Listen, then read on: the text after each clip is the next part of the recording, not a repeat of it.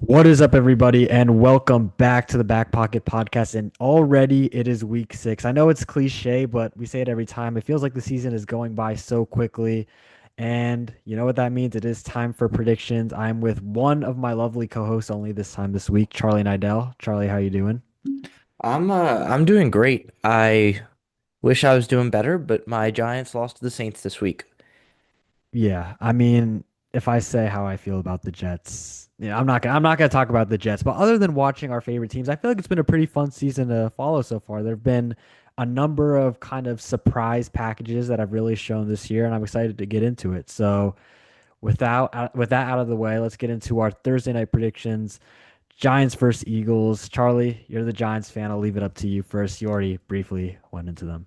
Yeah, I mean the Eagles are gonna win this game. Aside from the fact that the Eagles are one of the top five teams in the NFL and the Giants are probably a bottom five team in the NFL, the Eagles have also, owned the Giants over the last seven, 7 to 10 years probably. Um, So I don't think this will be a close one. I would feel a lot differently about this game had the Giants beat the Saints last week. Honestly, I would, because the Eagles have looked thoroughly unimpressive over the last few weeks, and really over the course of the first 5 weeks of the season, the Eagles have not looked great. Um, the Giants, that, however, looked like they might be turning a new page. They beat Justin Herbert's Chargers, and then the first two drives against the Saints were flawless with 14 points through the first two drives. And then it all went south from there, and they were outscored, what was it, like 26-0 for the rest of the game. And, something like a switch just totally flipped, and it completely went south. And I think for me, most of that has to do with the coaching staff. Uh, After the first two drives, we got away from the game plan, and then when that wasn't working, we tried to go back to the original game plan, and that's not how it works. You can't just, you know, go back to what worked every single time. And uh, I think that the game was really badly executed by the Giants coaching staff. And then Jackson Dart was forced to make some plays that he wasn't ready to make, and Cam Scatterbo had a costly fumble. Um, so look, when you're playing with a quarterback who's in his second career NFL start, and he's like, I think he's 21 years old, sometimes you got to just stick to the basics. And I think they opened it up maybe a little bit too much in that matchup. Um, all of that's a roundabout way to say that I think the Eagles should have their way in this one.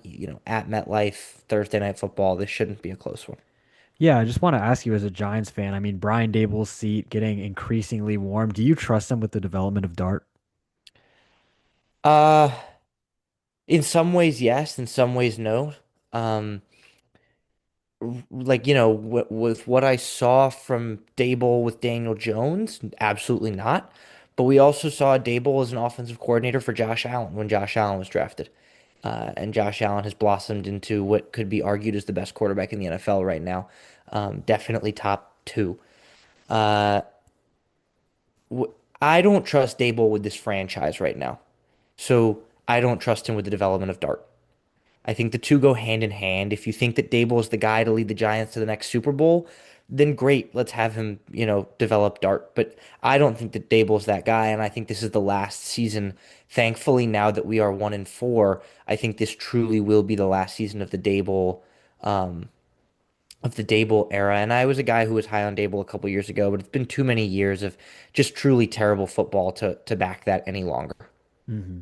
Yeah, I mean, I agree with you when you talked about really them opening it up a bit too early for Dart.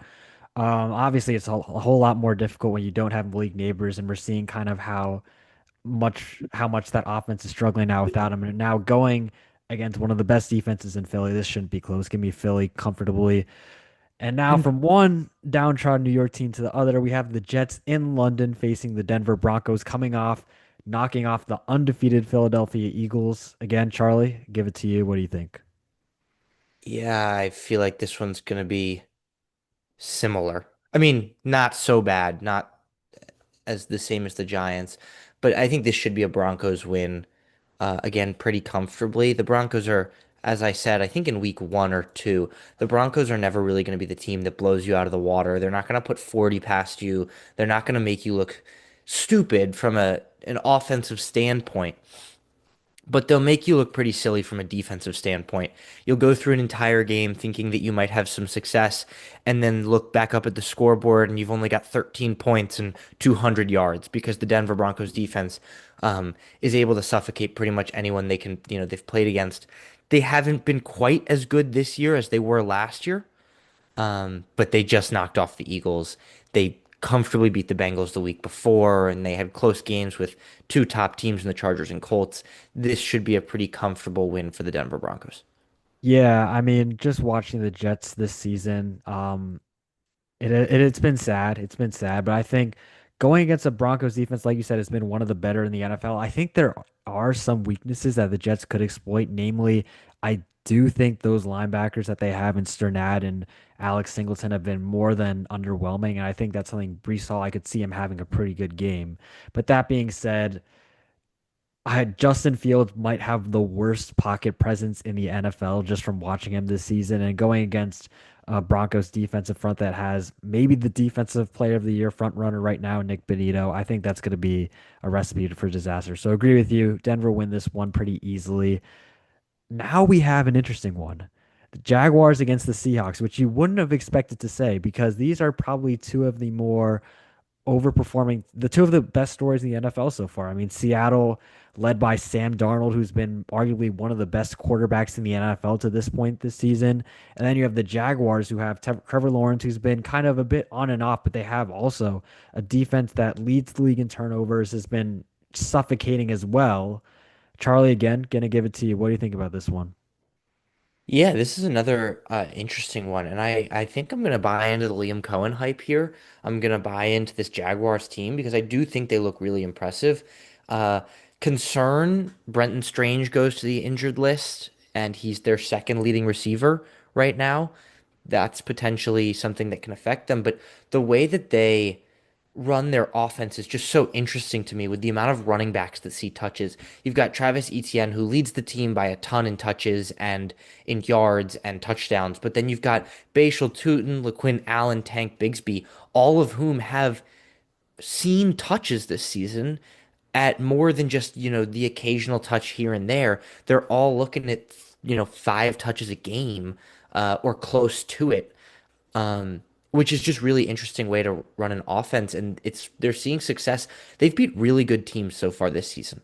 They beat the Panthers in week 1, but then the Texans, Niners, and Chiefs are all really good wins and held the Bengals in a really, really close game in week 2 when Joe Burrow was healthy.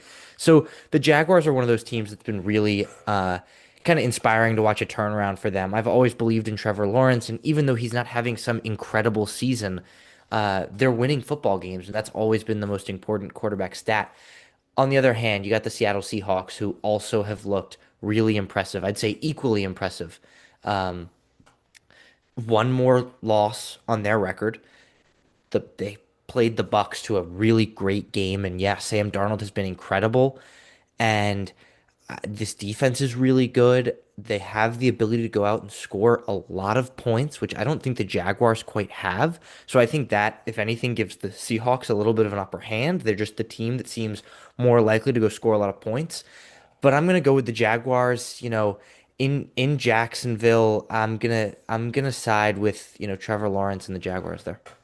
Yeah, I mean, I've been since their kind of early hot start, I've been a big believer in the Jaguars this season, but I'm actually going to go Seattle here just because I'm an even bigger believer in Mike McDonald. I'm an even bigger believer in Sam Darnold. I'm so happy for him kind of really starting to put it all together. He's one of the quarterbacks that I feel like has been one of the best under pressure this season. He's developed JSN into one of the best receivers in the NFL. Of course, JSN obviously himself is one of the best receivers, but that connection has just been electric to watch. And I think I trust those two against almost anyone this year. And meanwhile, again, I really think this Jacksonville offense has shown stride since the start of the year. I think we saw BTJ have one of the best games of his season so far, and then Trevor Lawrence really slow start but turned it around. He looked like the generational talent we were expecting out of him on that last drive against Kansas City, making some beautiful throws. Of course, the chaotic run in for the win. So I was impressed with him, but I think against Mike McDonald and that defense, it's going to be a different challenge that they face, and I think Seattle are going to be able to put them away. So give me Seattle in this one. Moving on, we have The battle of the fifth and sixth overall pick in the 2020 NFL Draft. Tua Tagovailoa's Miami Dolphins versus Justin Herbert and the Los Angeles Chargers. Um, the Chargers kind of coming off like they start off hot 3-0, but they've had some injuries. Their offensive line has kind of struggled to protect Herbert recently, but you're going against a Miami defense that has just been just straight up bad recently. And Tua also has really started to fall off this year.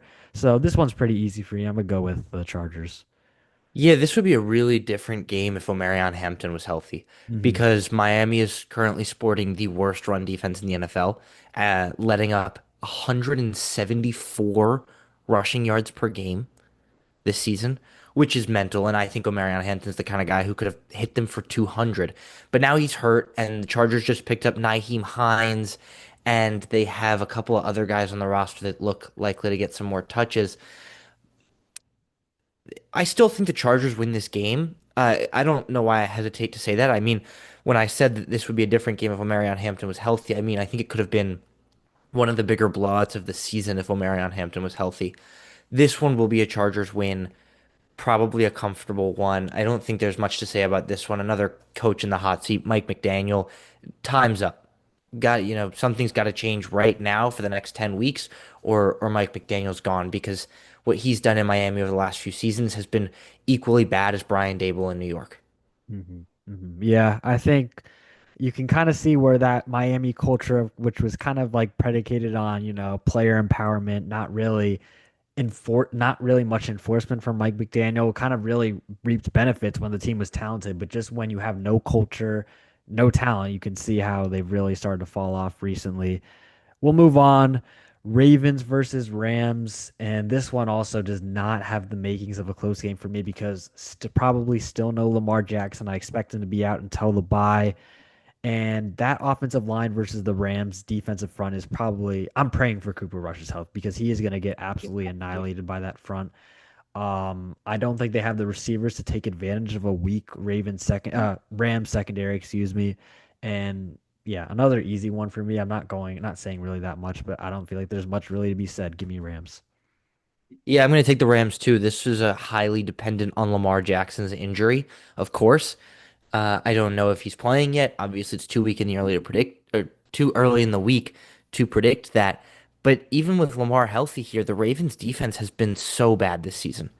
And I think the Ravens defense needs to show me something defensively before I pick them to win games with Lamar Jackson, let alone without Lamar Jackson.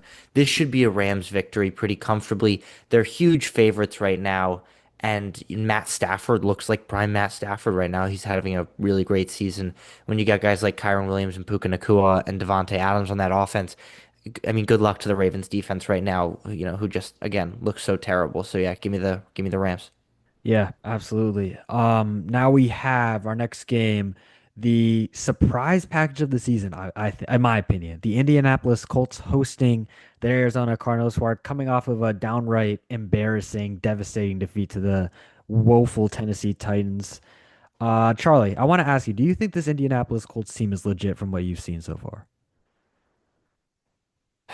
It's a tough question. It really is because ugh, look, it's not a lot of it's not a very impressive resume. The way they're winning football games is really impressive. They beat the Dolphins by 25, they beat the Titans by 21, they beat the Raiders by 34, and they beat the Broncos. But again, that's the Dolphins, Titans, and Raiders, who are three of the bottom five or six teams in the NFL right now. Um, they played the Rams close, but again, they lost that game. They are really hot right now. And it's all going to depend on whether they can stay hot. Daniel Jones is playing really good football. Jonathan Taylor is playing the best football of his career. He's got two, three touchdown games in the first 5 weeks. Um, Part of that might be stat padding. They're blowing teams out, but the way he's running the football is pretty incredible. He's averaging over 5 yards per carry. Is this Colts team legit?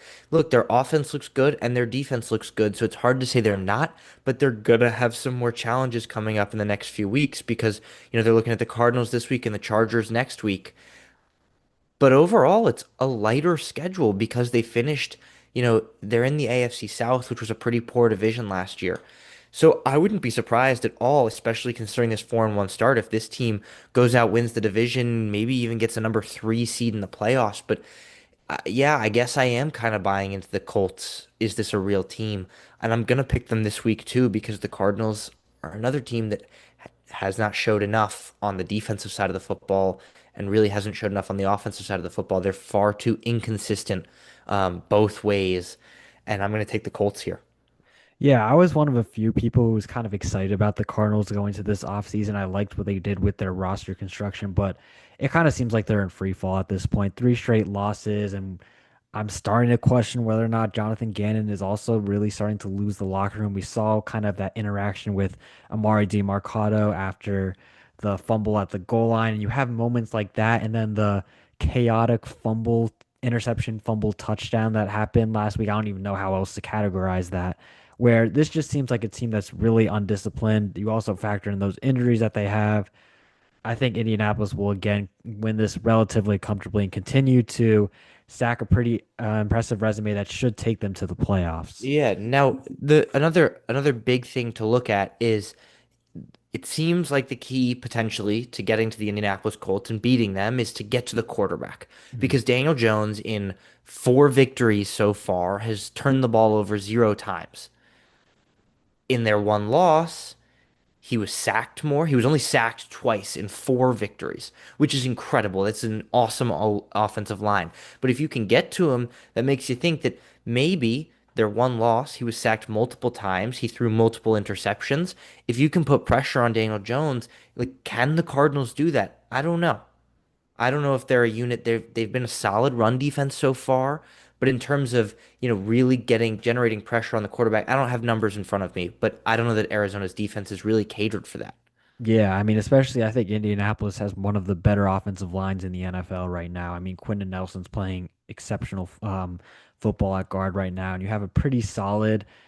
They've drafted pretty well recently on the offensive line. I think that's really set them up for success, especially with a quarterback like Daniel Jones, who we see his how much better he is with not under pressure compared to when he has a clean pocket, when he is protected, especially with the weapons Indiana has. You do have you. You're right. They do need to get pressure on him, but I just don't see that happening with the Cardinals front. That's pretty banged up as well.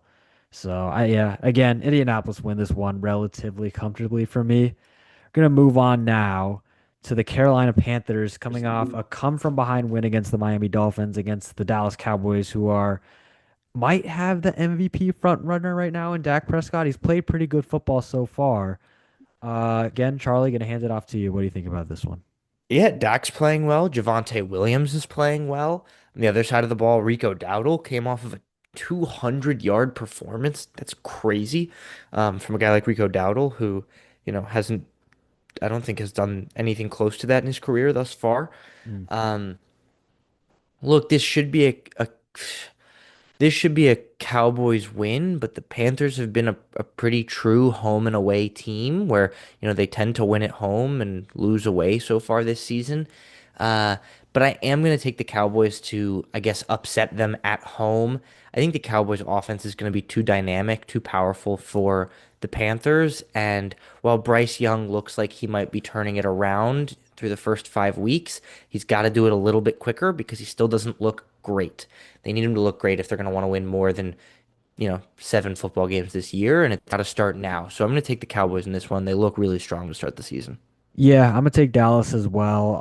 A big reason for that for me is I feel like that defensive line, which looked horrible to start the season, is starting to kind of turn a corner now. We're seeing guys like James Houston really start to emerge on that front. And I think again, Bryce Young, another quarterback where if you can get him under pressure, he has kind of struggled this year when he hasn't been protected like that. And I again, like I said, I'm a believer in Dak. I've always been a pretty not like a huge believer in Dak, but I've always been a fan of Dak, and he's looked great this year.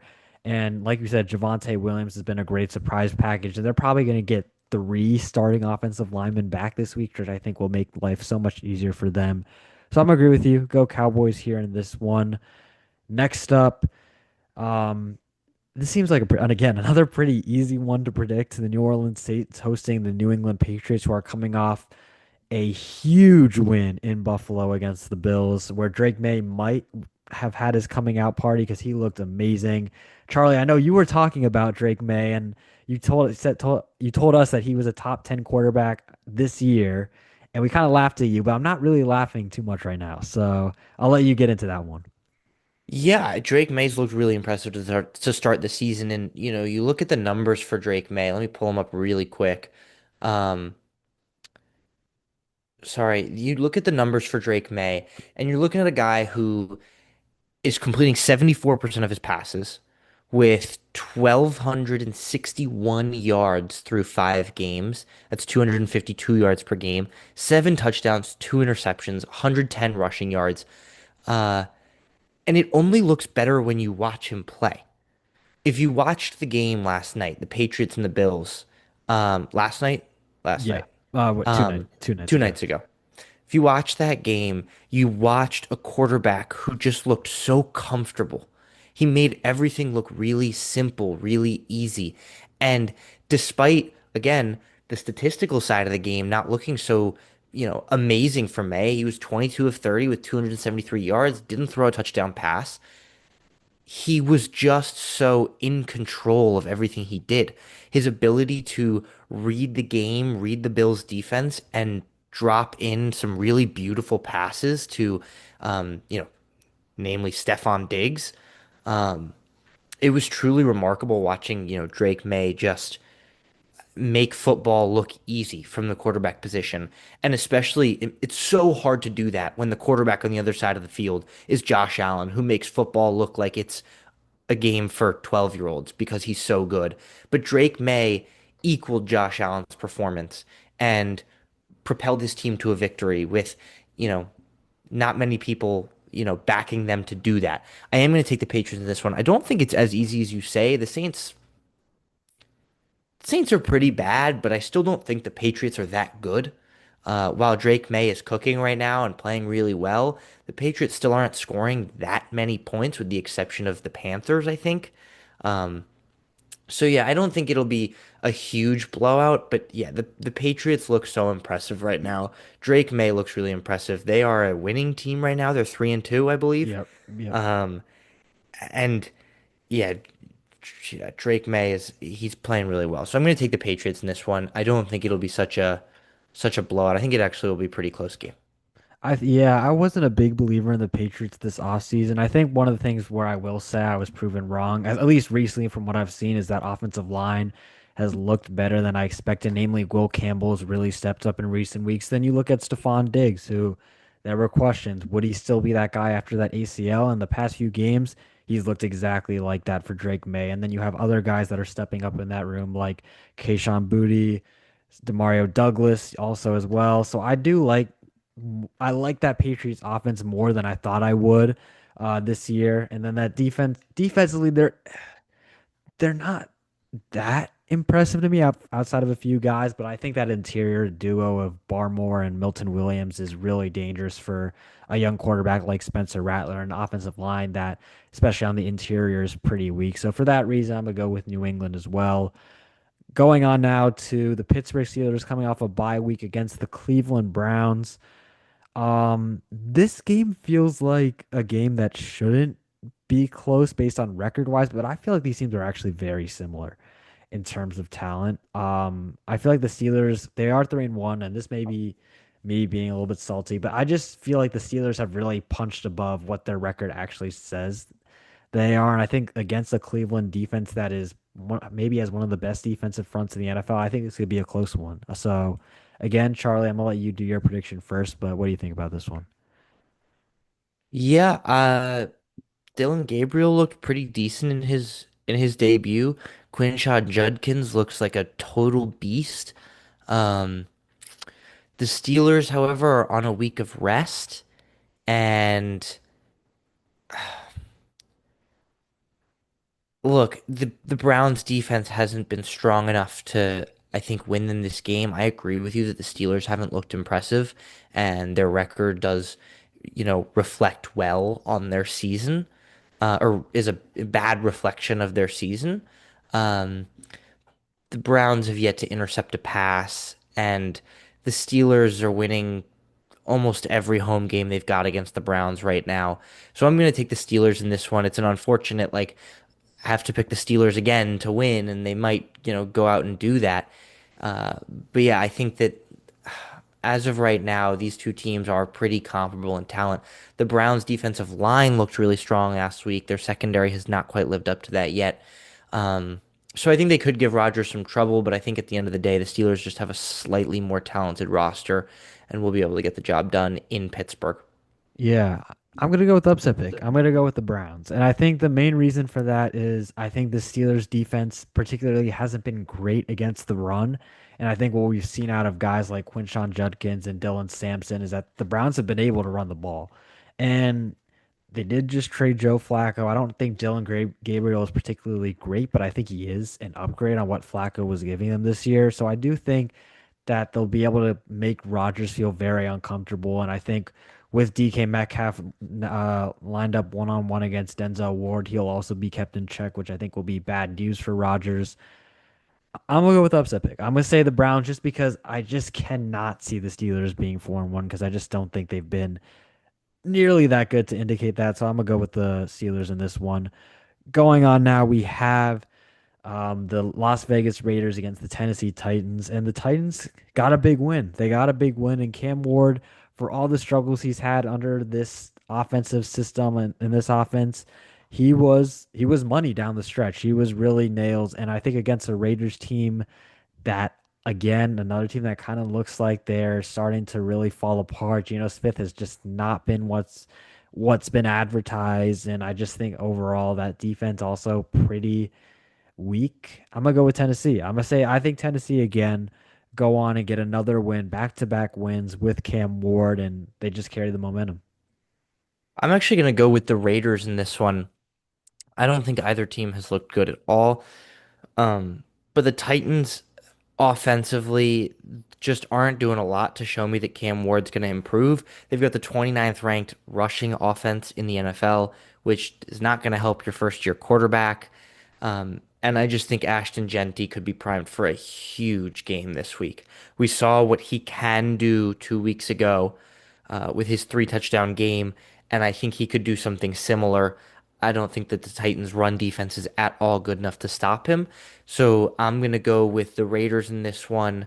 Um, I expect it to be a pretty close game, and I expect Cam Ward to make a few good-looking plays, and I hope he does, because this could be the defense to do it against. But I'm going to go with the Raiders in this one. Mhm. Going on now, we have a game that I'm excited for. Battle of 4-1 teams. The 4-1 Tampa Bay Buccaneers hosting the San Francisco 49ers, who came off a big divisional win against the Rams. And again, another one of Charlie's guys, Baker Mayfield, looked exceptional against a pretty good Seattle defense as well. So, Charlie, do you think you'll continue that this week? Yeah, Baker's a top five quarterback in the NFL, and the Browns are a top five team, or the Bucs are a top five team in the NFL right now. The way that Baker is playing, he's playing great in fourth quarters. He's playing great in third quarters and second quarters. Um, look, I is it gonna be Mac Jones? Do we know for sure if Purdy's back? I I don't know. I think it'll be Mac Jones. I'm not for sure though. I mean, Look, Mac Jones has looked solid in the couple games he's played, but again, when you look across the sideline and you're facing Baker Mayfield, it's crazy that we're saying this, you know, what's it been 7-ish years since Baker's been drafted at the number one spot. For the first 5 or 6, he looked like a complete bust. And now last season, he really started to turn it around in Tampa. And this season, he just looks so impressive. Truly one of the best quarterbacks in the NFL right now. And also up there in the MVP race with, as you mentioned earlier, Dak Prescott. Um, I expect the Bucs to totally go win this one. They look so impressive offensively. Not too much to complain about defensively for me.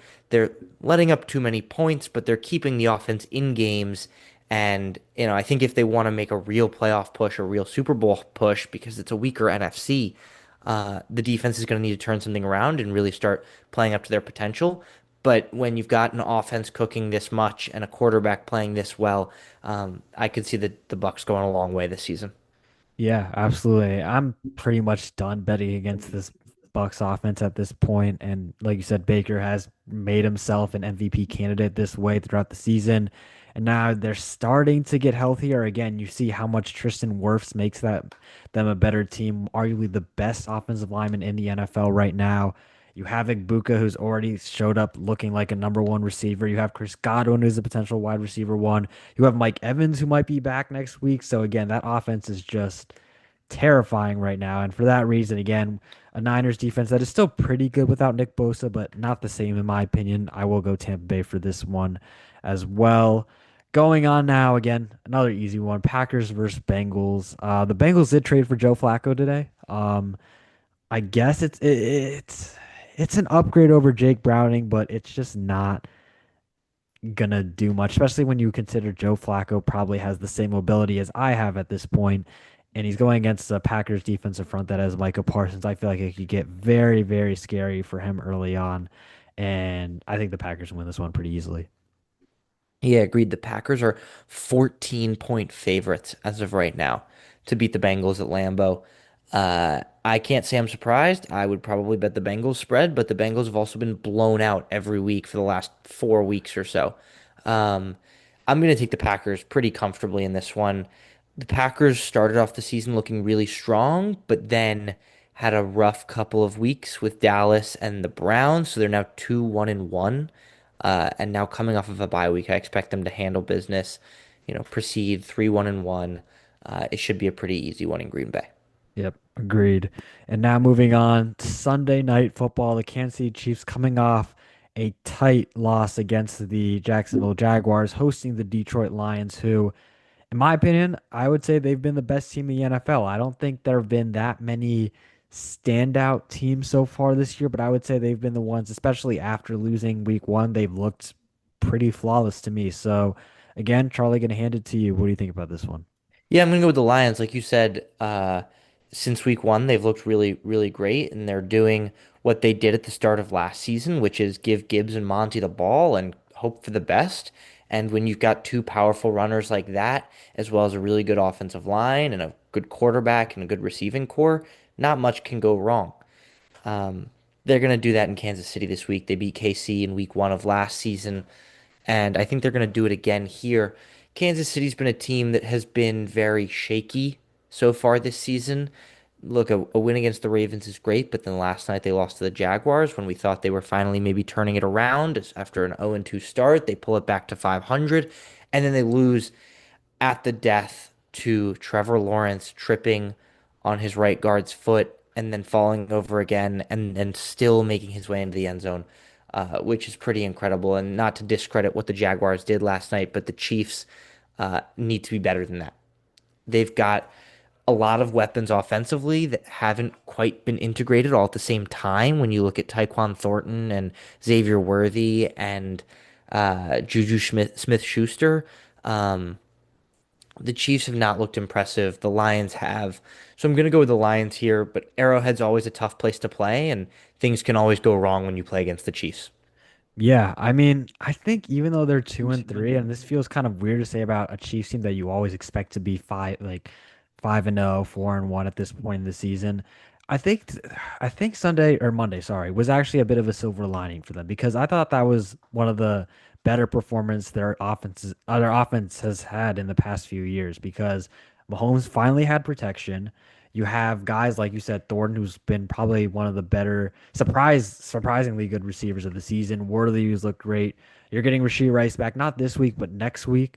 But I think the main thing is that they're keeping Mahomes clean, and he's clearly performing pretty well this year. Defensively, again, that's where the concerns really lie, especially against a Detroit team that can run the ball at will. I just don't think they have the size up front to really slow down, like you said, Gibbs and Monty. I think also with the addition now, potentially Aleem McNeil being back, which is huge for the Detroit Lions. I think they're going to be able to get a bit more pressure than Mahomes has been accustomed to the past few weeks. So, for that reason, agreeing with you, going to go Lions here. And now we move on to the first of two Monday night doubleheaders. First, we have the Atlanta Falcons coming off a bye, I believe, hosting the Buffalo Bills, coming off their first loss of the season against the New England Patriots. Charlie, do you think the Bills bounce back this week? They do, but it won't be easy. Falcons are 2-0 at home this season and coming off of a bye week. that's a tough team to play against. They're going to be rested players, and they're, you know, making Mercedes-Benz their home this season. Uh, but the Bills have a chance to right the ship here before it's even really rocked. One loss early in the season is not going to change, their playoff seeding down the road if they can keep winning games. And the way the Bills looked in the first 4 weeks of the season was unstoppable. Did the Patriots figure something out last week?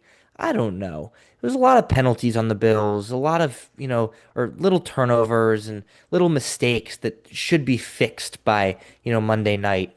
And I think the Bills, it's a chance to, I think they're actually lucky that they're not playing a super strong opponent this week because it could be a recipe for disaster if they were, to drop a second game in a row and then you're looking at now we're 4-2 with two straight losses. It's always a sketchy place to be, but they're still 4-1. You got to remember that every football team, every good football team loses games.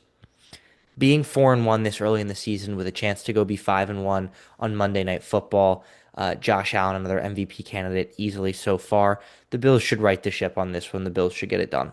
Yeah, agreed. I think Buffalo win this one. Main reason for that is, like you said earlier, a very uncharacteristic Sean McDermott Bills game where they again were very prone to penalties against New England, turned the ball over. I think it was either twice or three times, but Allen had a pick and a fumble. I don't anticipate that happening again. On the other side, Michael Penix so far hasn't been bad necessarily, but he has been one of the more turnover prone quarterbacks this season. I think Buffalo will take advantage of that and get back to winning ways this week. So I go Buffalo as well. Final game of the week, a very exciting one. Battle of the top two picks of 2024. We have the Washington Commanders facing the Chicago Bears in Washington. And Charlie, I'm gonna let you talk again for the last time because I think this is an exciting one. Caleb Williams against Jane Daniels. Yeah, this could be good. And, Caleb Williams is yet to beat another starting quarterback from his draft class. Hmm. I don't think that trend changes here. The Commanders were really impressive last week. The return of Jaden Daniels, now they should be getting Terry McLaurin back for this one. And the Commanders were really, really thorough. They were great against the Chargers, beating them by 17. And even when Daniels wasn't on the field, they had a few close games. They barely lost to the Falcons, and they still managed to beat the Raiders. So I think this Commanders team has improved since last year. Um, and now Daniels comes back from injury. Terry McLaurin comes back from injury, like I said. Chicago's not the toughest opponent because, God, the Bears just really aren't that good, are they? They, they've Romo they've picked it Dunze up was past really few impressive weeks. so far. They're coming off of a bye week, which could be a huge advantage. But, their two wins this season are the Cowboys and the Raiders. Not discrediting the Cowboys' victory because the Cowboys have looked strong so far. But I don't like this Chicago Bears team at all. And we've known that. Anyone who's watched me before knows that I don't like the Bears. I don't like Caleb Williams. And I think that the Commanders should get things done in Landover this weekend, Monday Night Football. Um, Jaden Daniels, pretty comfortable. I'm gonna go Chicago. I'm gonna go Chicago. I've liked what I've seen from Caleb Williams recently. I think he's looked a lot more kind of decisive with the decision making. A big part of that, of course, Ben Johnson. I think receiving wise, offense wise in general, I think it will be a significantly bigger challenge for a Commanders defense that I still think is pretty weak up front. I know we saw them look good against the Chargers, but that was a team that was missing both their starting tackles and yeah, I mean, when you're missing Joe Alton, Rashawn Slater, you're going to look like one of the worst offensive lines in the NFL. So I wasn't truly that impressed by them. And I think Chicago, who has, I think, one of the best supporting cast around a quarterback in the NFL, is going to take advantage of that. And I think it'll be a fun one. I think it'll be a shootout between the top two picks. And I think Caleb Williams is going to win this one. So for that reason, give me the Chicago Bears to win it. And yeah, that's it for the Yeah, I video. mean, look, we can hope for a little rematch of last year. Last year's game between these two Oh, was yeah. incredible. I think it'll be more high scoring than that though. I think it will be. More high scoring. I mean, I hope it's not more high scoring. If we see another tipped Hail Mary into the end zone, that would be great. But yeah, that's all for this week. Yep, that's all for this week. Again, if you enjoyed, make sure to like and subscribe. Again, we try to post every week. Again, midterms, college sometimes gets in the way, but Again, we will be trying to post as much as possible. Hopefully, every week for the rest of the season, we will see. But again, follow us on Instagram, YouTube, TikTok, all of that. And we will see you in the next one. Thank you for watching.